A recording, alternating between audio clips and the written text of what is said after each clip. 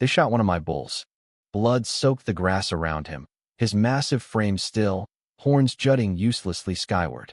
Before I could grasp the horror, another gunshot cracked from the far end of the pasture. I sprinted, heart hammering, as strangers with rifles wove through my herd priceless highland cattle, protected by federal law. And there, smirking like a wolf among lambs, stood Miranda Holt, the HOA tyrant. They thought I'd cower. They were dead wrong. This was my land, my ancestors' bloodline, and I'd unleash a legal storm they'd never see coming. My name is Caleb Morrow, 32, steward of a Montana ranch my family has held for 5 generations. These cattle aren't just livestock. Their history, 47 rare Highland beasts, their russet coats, and sweeping horns tracing back to Scotland, brought here by my great-great-grandfather in 1892. My father, before a tractor accident claimed him 15 years ago, called them our legacy. Caleb, he'd said, they're worth more than gold. Protect them. I've honored that vow, studying agricultural law through long winters, bracing for the day someone would try to steal what's ours. That day arrived with gunfire. Miranda Holt swept into Meadowview Estates 6 months ago, a glossy suburban sprawl 2 miles from my fence line. She crowned herself HOA president after the real leader, elderly Mrs. Clara Whitmore, died under murky circumstances. At 47, Miranda was razor-sharp, her auburn hair always sleek, her suits crisp as a general's uniform, her smile cold enough to frost glass. She seemed like a typical suburban meddler, but I soon learned she was something far darker. The gunshots shattered a quiet Tuesday morning. My collie, Ranger, barked wildly as I tore across the dew-slick field. The sight stopped me cold. 3 men in camo, rifles raised, stalking my herd. One bull lay dead by the pond, blood pooling, his kin huddling in panic. These were no ordinary cattle, irreplaceable descendants of ancient stock. "What the hell are you doing?" I roared, voice echoing with the fury of a man defending his birthright. The hunters glanced up, only burly guy with a grizzled beard waving like we were pals. But Miranda, in a pristine blazer, chilled me most. She stood amid the chaos, clutching a manila folder like a scepter. "Mr. Morrow," she called, her tone dripping with suburban superiority. "I have documents you'll find enlightening." She glided over, heels defying the mud, and handed me a stack of official-looking papers, stamped with state seals. They claimed my cattle were diseased, a public health threat requiring immediate extermination. My hands shook not from fear, but rage. "This is nonsense," I growled. "They were inspected 3 months ago, certified healthy." But the hunters pressed on, methodical, as Rangers circled the fallen bull, whining. Then Javier Ruiz arrived, his vet truck kicking up dust.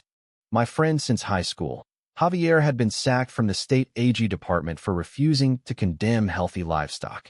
Now an independent vet, he was a man of principle I trusted implicitly. "Caleb, what's happening?" he shouted, jogging over, his eyes scanning the carnage. He knelt by the dead bull, hands probing. "No disease here," he declared. "Healthy coat, clear eyes, strong muscle." This was murder, not mercy. Miranda's facade cracked, a flicker of unease. "Dr. Ruiz, your opinion is irrelevant," she snapped. "We have state authorization." Javier stood, fire in his gaze. "Lady, I've been a vet longer than you've been playing queen. This stops now." The hunters paused, awaiting her command, but Miranda pivoted, pulling another document from her pocket. "Mr. Morrow, it's not just your cattle," she said, her smile venomous. "This is a writ of seizure for your ranch, effective immediately. Ownership disputes from 1892 require court review." The papers claimed my family's title was flawed, demanding I vacate within 48 hours. For a split second, her mask slipped, a glint of guilt betraying her. Something was off, too polished, too convenient. I decided to play her game. "If it's legal, I'll comply," I said, voice steady. She blinked, surprised, unaware my hidden cameras were rolling, capturing every move. 48 hours to save my legacy. That night, I pored over legal files I'd amassed since Dad's death, my kitchen a war room. A call to my insurer revealed a chilling pattern. 3 nearby ranches had lost their herds to disease in 6 months, all on prime land, forced to sell cheap. At Rusty's Tavern, I found 3 ex-ranchers, their faces etched with loss. "Same story," said Ben Caldwell. "Miranda sniffed around weeks before, calling it a health survey. Their cattle were condemned by one vet, Dr. Victor Klein, a state inspector known for finding diseases others missed. The same law firm handled the seizures. The same developer bought the land.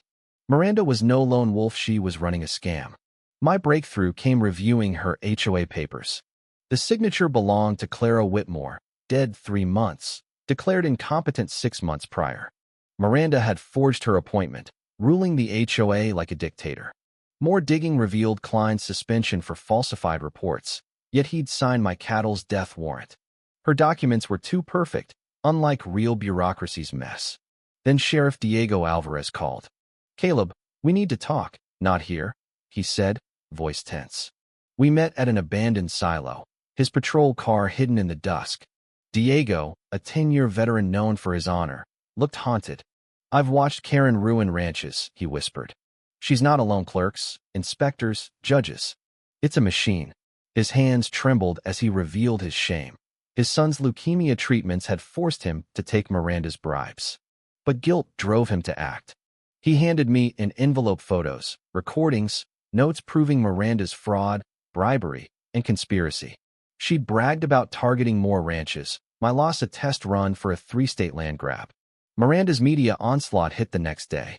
News crews swarmed my fence, framing me as a reckless rancher endangering Montana. Her website and social media painted her as a savior, my ranch's Facebook page drowned in fake reviews. I fought back, going live on Facebook, showing my healthy herd. "See these cattle?" I said, panning to their glossy coats. "Does this look diseased?" The stream exploded, shared by ranchers nationwide, a digital uprising.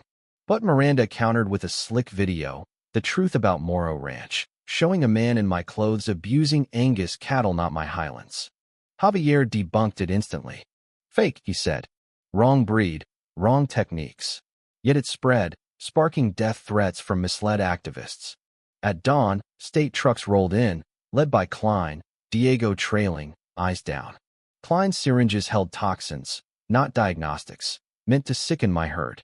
Javier caught it, filming as Klein stammered. Miranda, filming from the road, dialed judges, securing a court order to seize my land in hours. She held a press conference in my driveway, gloating. But my cameras recorded it all: her fraud, Klein's poison, the illegal seizure.